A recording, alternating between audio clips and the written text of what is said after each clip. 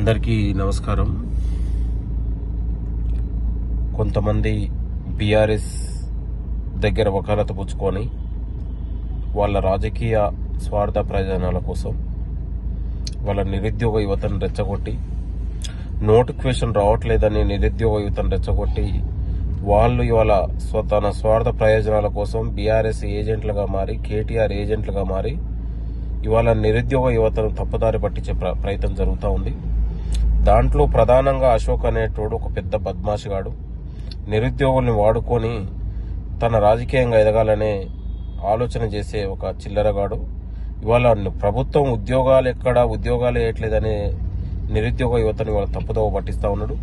ఇవాళ ప్రభుత్వం వచ్చిన తర్వాత ఏడాదిలోనే 60,000 ఉద్యోగాలు వేస్తే ఇలాంటి దొంగలకు ఇలాంటి అశోక్ అనే ఒక కోచింగ్ సెంటర్ యజమాని ఉద్యోగ నోటిఫికేషన్లు వస్తే డబ్బులు దండుకోవాలనే ఒక ప్రధానమైన దూరదృష్టి ఆలోచనతోని ఇవాళ నిరుద్యోగులను రెచ్చగొడతా ఉన్నాడు.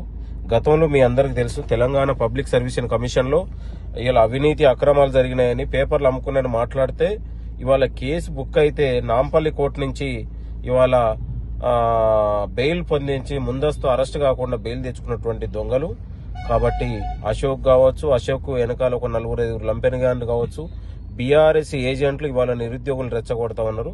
దయచేసి తెలంగాణలో ఉన్న విద్యార్థి నిరుద్యోగులారా, ఇలాంటి దొంగలను గాని బీఆర్ఎస్ ఏజెంట్లు, కేటీఆర్ ఏజెంట్లను మీరందరూ గమనించాలని, ఇలాంటి వాళ్ళని తన్ని తరమాలని కూడా నేను తెలంగాణ యువతకు, నిరుద్యోగులకు పిలుపునిస్తా ఉన్నాను.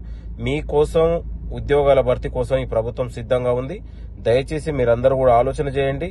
ఎక్కడ దేశంలో 29 రాష్ట్రాల్లో ఎక్కడ లేని విధంగా తెలంగాణలో 60,000 ఉద్యోగాల భర్తీ జరిగింది. ఇంకా మరికొన్ని ఉద్యోగాల భర్తీ జరుగుతుంది. దయచేసి మీరందరూ కూడా ఓపికతోని, సహనంతో ఉండాలని, ఇలాంటి దొంగల్ని దూరం పెట్టాలని కూడా నేను తెలంగాణ నిరుద్యోగులకు కోరుతా ఉన్నాను. Thank you. నమస్తే.